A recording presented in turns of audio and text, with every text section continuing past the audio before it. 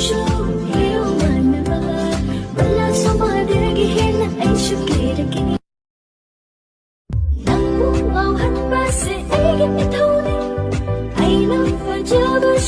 Mì Gõ để không bỏ lỡ